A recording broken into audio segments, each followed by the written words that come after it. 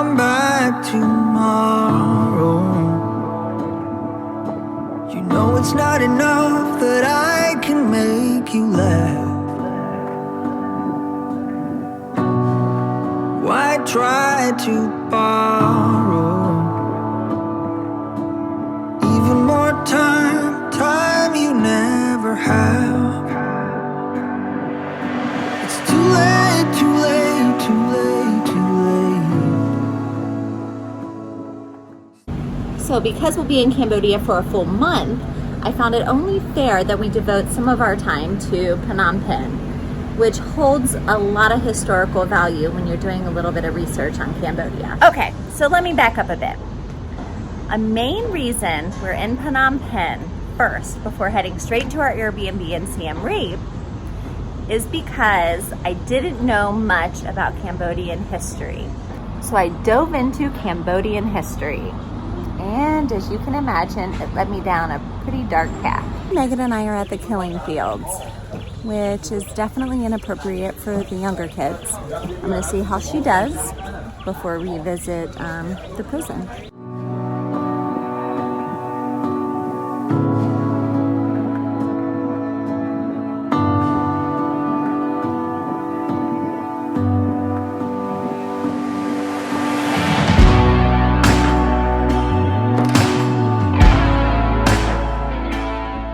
I had not quite prepared myself for Cambodian history.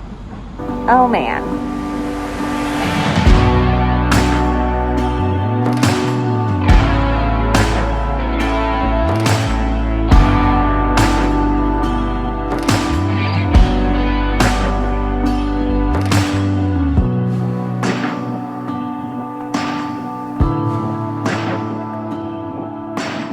We are at the killing fields in Cambodia. In the 1970s, the Khmer Rouge took over Cambodia. This is one of the memorials in the capital city of Phnom Penh. And we think one of the main reasons that you should go here and visit this, if your children are old enough to handle it, is because anyone over the age of 40 lived through this. I was born in 1979, which makes me 40 years old.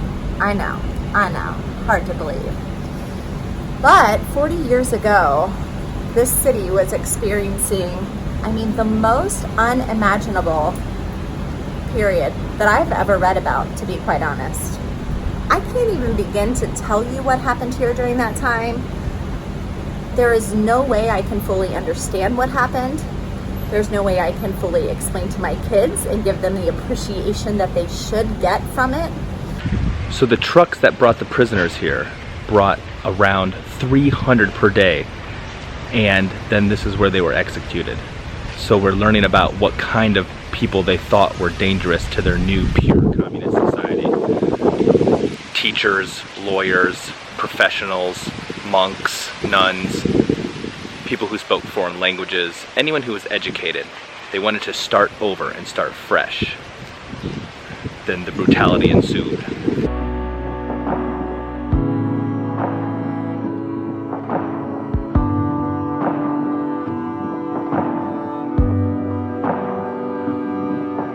So most of this is an audio tour that you take at your own leisure. You sit down, you listen, you hear about the history. It's very nice. We found out that this is just one of the 300 plus killing fields that were in Cambodia. So this is their main memorial, their main stop. They said that 1 out of every 4 Cambodians died during Pol Pot's regime in the Khmer Rouge. So this is very sad, but we're gonna keep moving on and we're gonna keep checking this out. I'm having a really hard time finding the right words to use because I'm not qualified to even begin to explain what happened here. I don't know enough about it. I have no experience, no remembrance of any events that happened here. But I can tell you what, many of the people that I cross on the streets every single day, they do.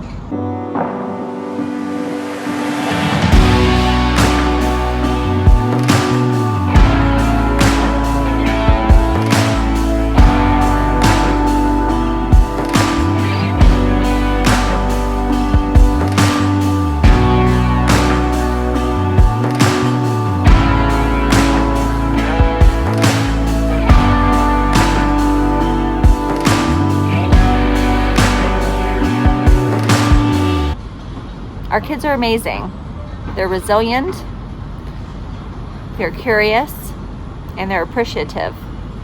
And so Zach and I decided to take Megan and Colin to the killing fields and let them take in a little bit. I think it's important, and it's only fair to talk about the truth of Cambodia and to tell our kids what happened here so that they can find appreciation for this country and for its people and see how the good in people can overcome the bad.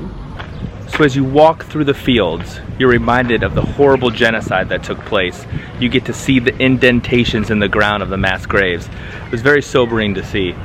It's too late, too late, too late, too late.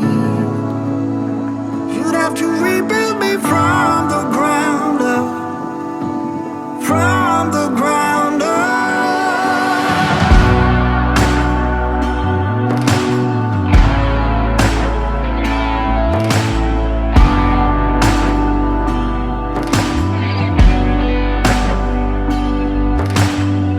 Hopefully, you can see how powerful it is to come here and be reminded of this horrible situation. This was a really cool sight to see, but very sad at the same time. There's some very sad parts, and I think it depends how much you put yourself in the moment.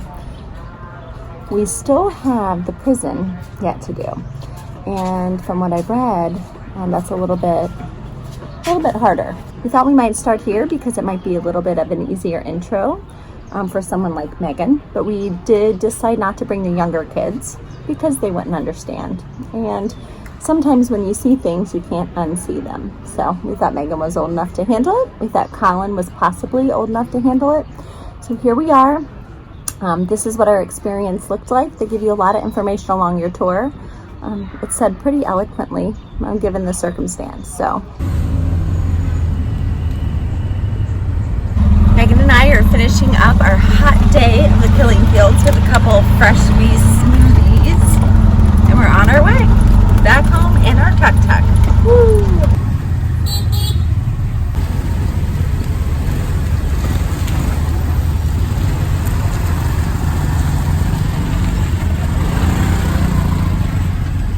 Hello. We found our tuk-tuk driver that took us the other day to the killing field, so he's going to take us to the Genocide Museum today. Yes. Thank you very much. Yes. So he's so sweet. He's our tuk-tuk driver, and he waits right outside of our hotel for us, so if we need to go anywhere, he's easily accessible.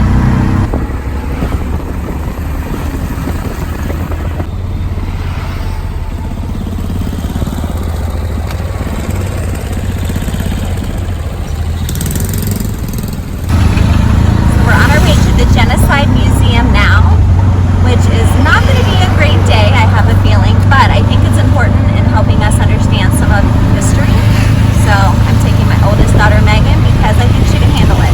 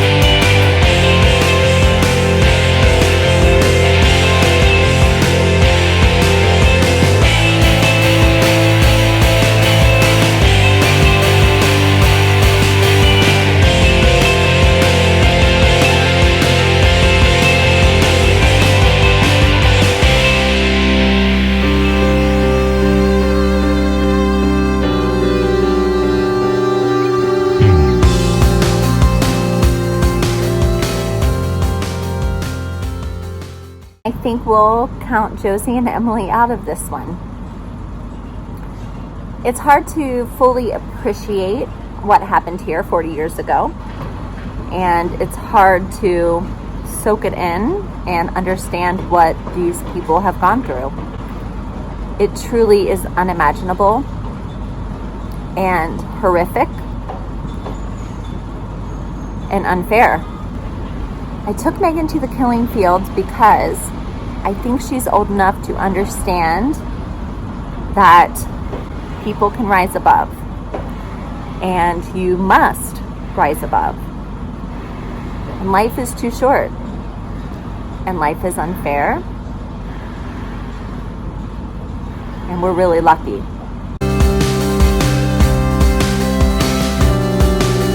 Upon first glance, Phnom Penh is loud, it's noisy, it's messy, the streets are dirty. Our Airbnb was not what we expected it to be, but if you dig a little deeper, there is a beautiful city underneath. We've met some of the kindest people, we've eaten at the most awesome restaurants, and our Airbnb, you know, not so bad after all.